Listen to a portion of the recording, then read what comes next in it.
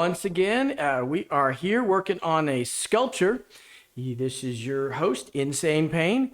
We are going to start right in with the third part of this installation for the wonderful sculpture that we're building. Remember first time we did all our drawings and made a bunch of copies of that. And then I colored some of the copies like we did on the second video. And then I cut a bunch of them up and made all these great little tubes here.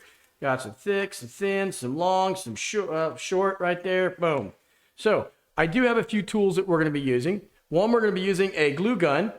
Use a hot glue gun, so let's be very careful not burn ourselves. Second thing is we're going to be using a pair of scissors. All right. So, and this is my cardboard base. That doesn't have to be perfectly cut. Some people are like, I'd like to make it a little different, a little funky, a little weird. That's fine if you want to do that. Whatever flutters your putter, okay? Here we go. So first thing I want to do is I want to think about my design. Now, I know I've got a lot of these heavy tubes, and I could just add some of these things later on and kind of put them up there, but the problem is it's going to get really heavy really fast. So I might want to start with something heavy or bigger on the bottom, or I might just want to push the boundaries and see what I can do. You know, I think I'm just going to play around a little bit, kind of lay some of my tubes out and get a quick feel for them and start trying to figure out how I'm going to glue them.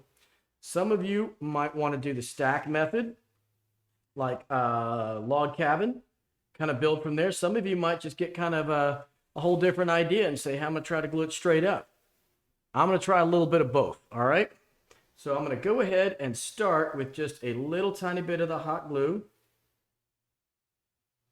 Remember, it doesn't take much, and if it does drip around like that, it's not the end of the world. Glue and hold. Glue and hold. It doesn't take much at all. Now, another way to do it, which I might think is going to be a little bit easier, is I might try to treat it like it's a welder and just kind of get it as close as I can to the base and start building from there. So if I was going to attach this piece rather than try to glue like this, I might sit there and just attach it here and just see what exactly can I do with it. Might have to adjust my base a little bit.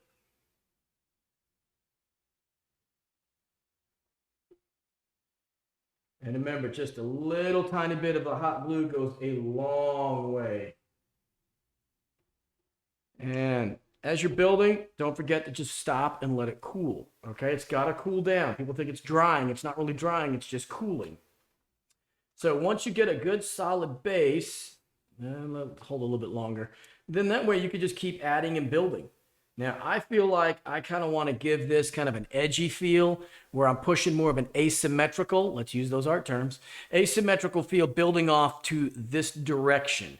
So if I could get a whole bunch of these starting leaning this way, but the thing I'm going to have to make sure of that I do is I'm going to have to make sure that I am, building this whole thing and that the weight's going to hold up, because if it gets too heavy, it will fall over.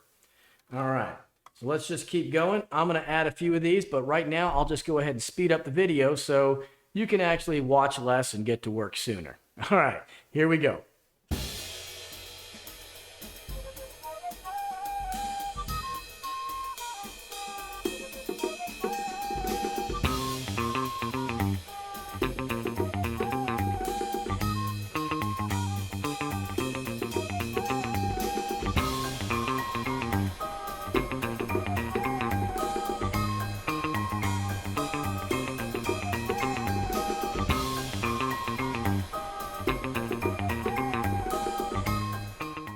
Okay, so I think now I've kind of got my sculpture built, kind of the way I'm going, where I'm trying to figure out how it's going to be. I've got a few of these tubes left over, which that's okay because I might want to build a second one, or I might want to, try to add stuff to this later after it cools down. At this point, I'm going to let the whole thing set and cool down, and I'm going to show you a final image of what it looks like.